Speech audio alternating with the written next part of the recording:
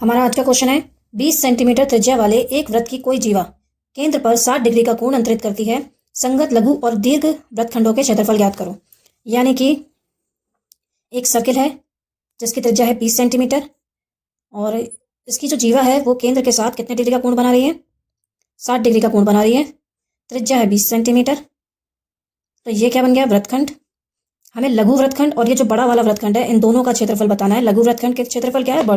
दीर्घ वृत्तखंड का क्षेत्रफल क्या है? कैसे निकालेंगे देखते हैं। अब त्रिज्या दे रखी है 20 सेंटीमीटर और थीटा कितना दे रखा है? 60 डिग्री। सबसे पहले लघु वृत्तखंड का क्षेत्रफल निकालते हैं। लघु वृत्तखंड का क्षेत्रफल क्या होगा? त्रिज्यखंड का क्षेत्रफल माइनस त्रिभुज का क्षेत्रफल। यानी कि ये जो त्रिज्यखंड है इसमें से अगर मैं इस त्रिभुज को माइनस कर दूं तो ये वृत्तखंड पता चल जाएगा कितना है। ये वृत्तखंड का फॉर्मूला भी हमारा यही होता है, त्रिज्यखंड माइनस त्रिभुज का क्षेत्रफल। त्रिज्यखंड का फॉर्मूला होता है थीटा बटे 360 पाई आर स्क्वायर और त्रिभुज का क्षेत्रफल होता है 1/2 आर स्क्वायर साइन थीटा। अब इन दोनों में से हम आर स्क्वायर कॉमन ले सकते हैं। यहाँ बचेगा थीटा बटे 360 गुणा पाई माइनस 1/2 साइन थीटा। ठीक है। आर स्क्वायर, आर की वैल्यू है 20 का स्क्वायर, थीटा की वैल्यू है 60/360 into pi minus 1/2 sine 60 degree.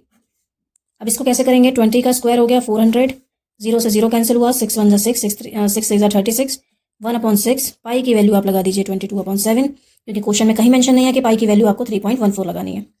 Minus का 1/2 और साइन 60 की वैल्यू होती है √3/2। 2 3 6, 2 1 2, 2 1 2, 400 ऊपर 11 नीचे 21। अब यहाँ पे अगर हम लगाएं √3 की 1 से √3 और यहाँ पे 2 2 4। ठीक है। यहाँ पे आप पहले एलसीएम ले लीजिए। 400, 21 4 जा 84, 4 11 जा 44 और 21/3। ठीक है। अब देखिए क्या करेंगे। ये मल्टीप्लाई कर रहा है, ये डिवाइड हो रहा है। 4 1 जा 4, 4 2 जा 8 और 4 1 जा 4। यहाँ पे आप नहीं काट सकते थे 4 से 100 को, यहाँ आपने एलसीएम ले लिया तो ये पूरे के साथ मल्टीप्लाई कर रहा है, पूरे के साथ डिवाइड कर रहा है। ठीक है। तो हमारा यही आंसर आ गया 144 माइनस 21/3 अपॉन 21। अब इस 21 को आप कोई बात नहीं लिख दीजिए। ये आपके लघु वृत्तखंड का क्षेत्रफल हो गया। कॉमन कुछ आ नहीं सकता, कट कुछ सकता नहीं है। ठीक है। तो यही आपके लघु वृत्तखंड का क्षेत्रफल हो गया।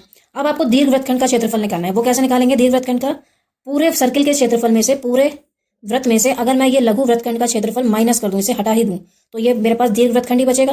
तो सर्किल के क्षेत्रफल में से, वृत्त के क्षेत्रफल में से आप लघु वृत्तखंड का क्षेत्रफल माइनस कर दीजिए। अब यहां हम लिखेंगे दीर्घ वृत्तखंड का क्षेत्रफल। क्या करेंगे? एक सेकंड। वृत्त का क्षेत्रफल माइनस लघु वृत्तखंड का क्षेत्रफल। अब वृत्त का क्षेत्रफल होता है पाई आर स्क्वायर और लघु वृत्तखंड का हम निकाल चुके। 144 माइनस 21/3 अपॉन 21। ठीक है। अब हम इसको कैसे निकालेंगे? पाई की वैल्यू आ जाएगी 22/7, आर की वैल्यू है आपकी 20 माइनस 100, 44 माइनस 21/3 अपॉन 21। इसको आप मल्टीप्लाई कर लीजिए। ये तो 400 हो जाएगा, ये हो जाएगा 400 और उसकी मल्टीप्लाई आप 22 से, ये हो जाएगा 8800 अपॉन 7 माइनस। अब आप चाहो तो इसकी ब्रैकेट आप खोल सकते हो। देखिए हम इसको ना खोल दे रहे हैं। 4400 प्लस 2100/3 और ये पूरे के नीचे है 21। ठीक है। अब हम क्या करेंगे? इनका एलसीएम ले लीजिए। 7 3 21 एलसीएम आ जाएगा। 21 7 3 जा 0 0, 3 8 जा 24, 2 बचा 24 और 2 26 माइनस 4400 प्लस 2100/3। ठीक है। अब हम क्या करेंगे? इसमें से इसको माइनस करते हैं। 26400 में से 4400 माइनस कर लीजिए। यहाँ बचेगा 22,000। ठीक है। यानी कि हमारे पास बचा 22,000 माइनस 2100/3 अपॉन 21। अब अगर कुछ कॉमन आ रहा है तो आप उसे कॉमन ले लीजिए और उसके बाद उसको आंसर दे दीजिए। सॉरी, प्लस आएगा यहाँ पे क्योंकि ये प्लस का है। अब इसमें से ऊपर कॉमन क्या आ सकता है? देखो 100 कॉमन आ सकता है। 100 के अलावा तो कुछ कॉमन आएगा नहीं। मैंने 100 कॉमन ले लिया। 122 और एक 0, 220। 100 कॉमन ले लिया 21/3 अपॉन 21। ठीक है। इसके अलावा हम कुछ कॉमन नहीं लेंगे। यही हमारा आंसर हो गया।